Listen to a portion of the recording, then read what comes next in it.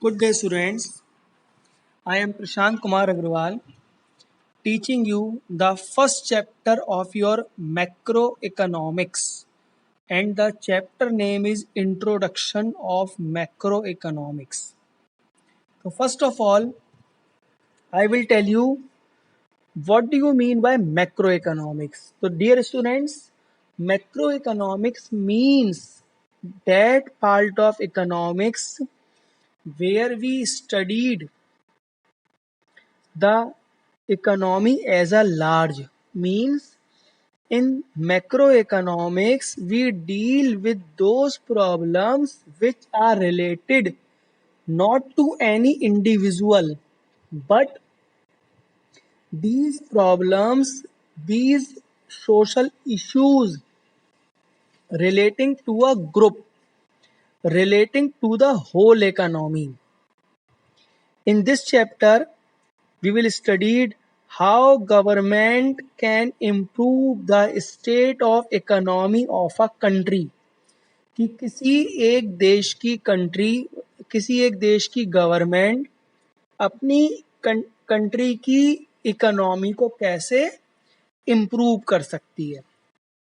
इससे पहले class 11th में हमने इसका पढ़ा था topic micro economics.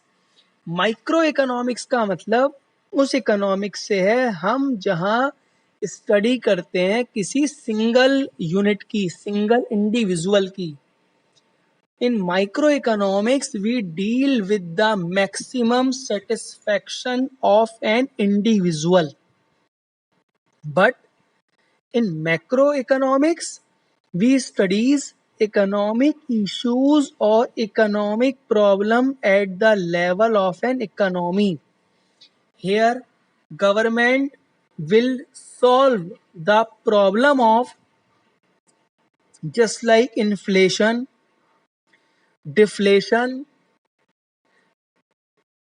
and how to increase the money supply in the economy. So in class 12th we will study all those variables which are covered under your syllabus of class 12th in macroeconomics.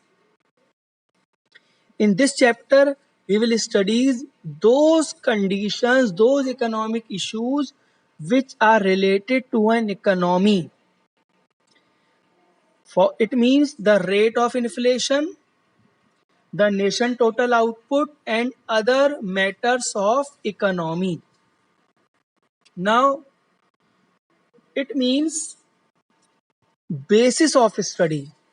What do you mean by basis? Basis means the criteria, the subjective. In microeconomics, we studies the problem of scarcity and choice of an individual. But in macroeconomics, we studies problem of scarcity and choice as the economy of as an whole. In microeconomics, we use variables just like consumer demand or producer supply. But in macroeconomics, we use variable like aggregate demand, aggregate supply. In microeconomics, the economic agents are single individual, single consumer, or a single person. But in macroeconomics, we will study it like RBI, Reserve Bank of India, Securities and Exchange Board of India, Telecom Regulatory Authority of India. Students, in microeconomics, we studies the social maximum satisfaction of an individual. But in macroeconomics, we studies at how government can improve the economic conditions of social welfare, how they improve the economic conditions of those persons who are living in an economy. In microeconomics, the area of studies is very limited, we have very short area. मतलब micro economics में जो study करने का area है वो बहुत ज्यादा छोटा होता है। मैक्रो इकोनॉमिक्स में जो हमारा स्टडी करने का जो एरिया होता है वो बड़ा होता है। इन शॉर्ट आपको ये मान के चलना है कि माइक्रो में हम एक सिंगल स्टूडेंट की बात कर रहे हैं, लेकिन मैक्रो में हम एक स्कूल के सारे स्टूडेंट की बात कर रहे हैं। माइक्रो में हम ये देख सकते हैं कि किस तरीके से हम सोशल सेटिस्फेक्शन ज्यादा करें, बट मैक्रो में हमें ये देखना है कि किस तरीके से हम इकोनॉमी के वेलफेयर को इम्प्रूव कर सकें, जिससे इकोनॉमी में एम्प्लॉयमेंट बढ़े और पॉवर्टी की कंडीशन कम हो। इसी के साथ इसका नेक्स्ट है different set of assumptions. It means in both economics we have set some assumptions. For example, micro में assumptions क्या है? अगर हम ये सोचें, ये नॉर्मल बात करें कि किसी गुड्स का प्राइस बढ़ने से क्या इफेक्ट होगा, तो जाहिर सी बात है, ऑब्वियस है कि अगर किसी गुड्स का प्राइस बढ़ गया तो हमारी उसकी डिमांड कम हो जाएगी। ये एजम्पशंस हैं। बट मैक्रो इकोनॉमिक्स में एजम्पशंस हैं कि हम गवर्नमेंट की with the help of macro economics, government how create and policies which are helpful for improving output and income in an economy, because both are very essential of an economy.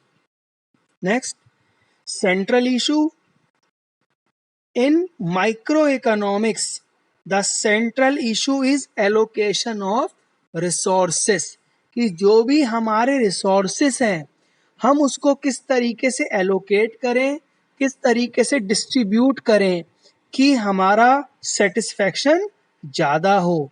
लेकिन macro economics में allocation of resources means how we can utilize our total resources to improve productivity, to improve output, to improve the conditions of employment.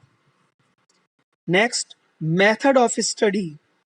In macroeconomics we studied general equilibrium analysis. यहाँ जो हम study करते हैं वो करते हैं general equilibrium की।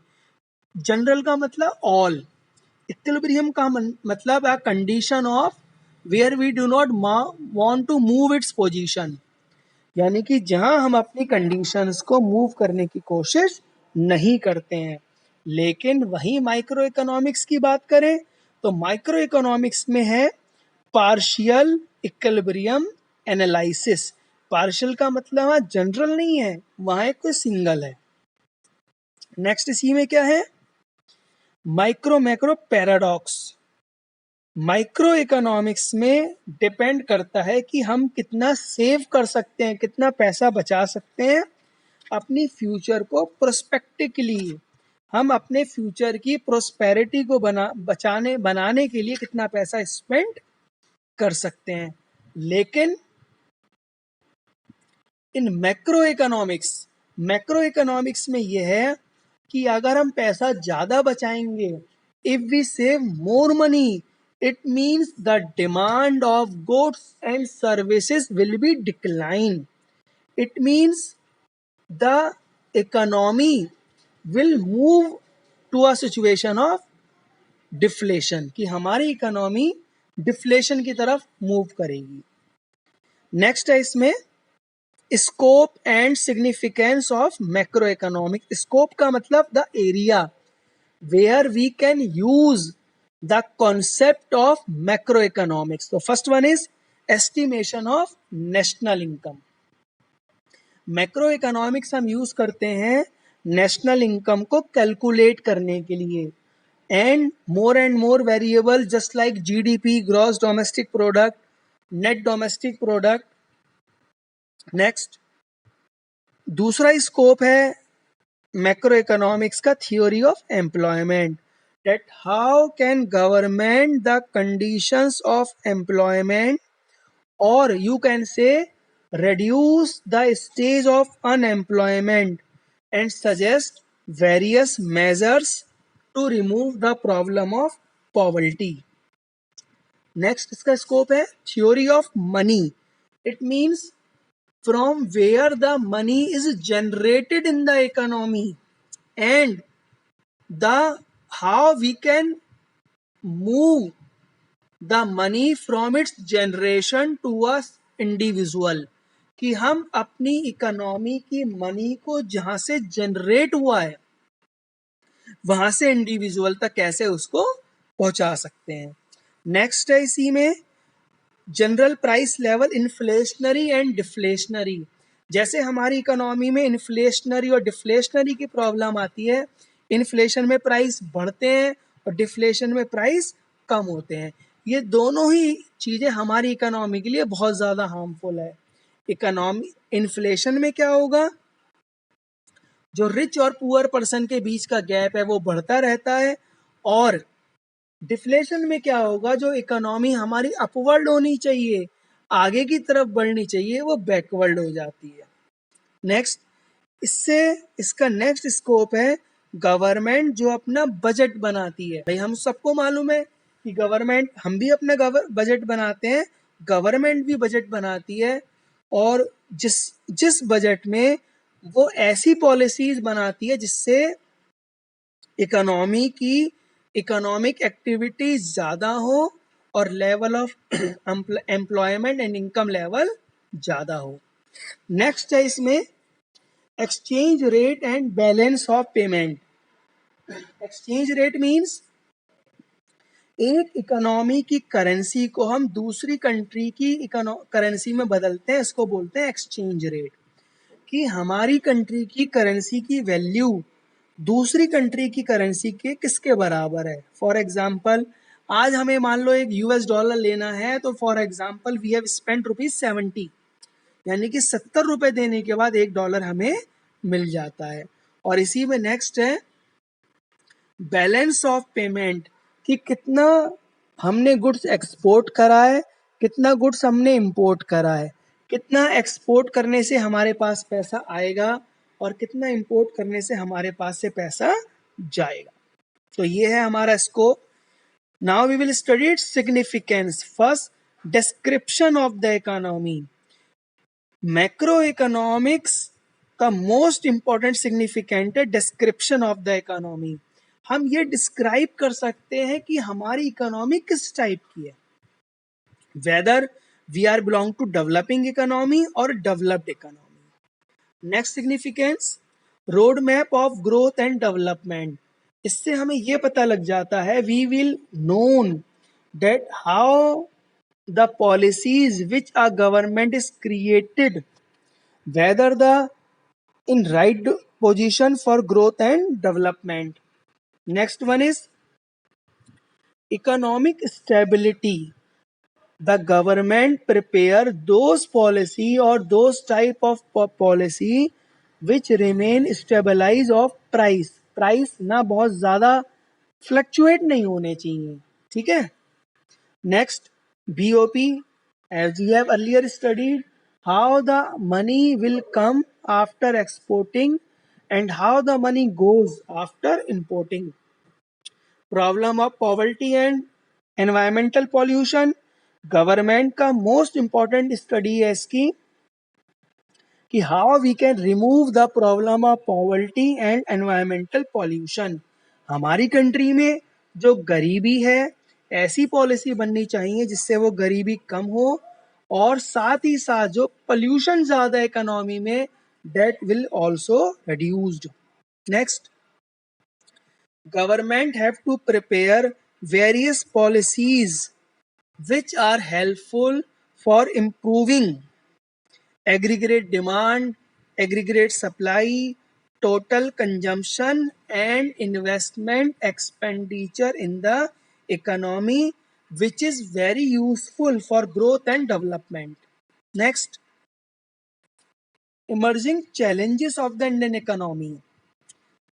It means the total macroeconomics is deal on those variables which are extremely essential in understanding the performance of the country.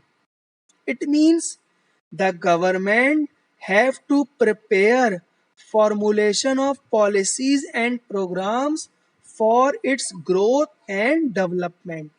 It means macro economics एक इतना इफेक्टिव टूल है हमारी गवर्नमेंट के लिए, जिससे वो इस तरीके की पॉलिसीज और प्रोग्राम बना सकती है जिससे हम अपनी इकोनॉमी की ग्रोथ और डेवलपमेंट ज़्यादा कर सकते हैं. Now one question arise, how government improve the conditions of growth and development.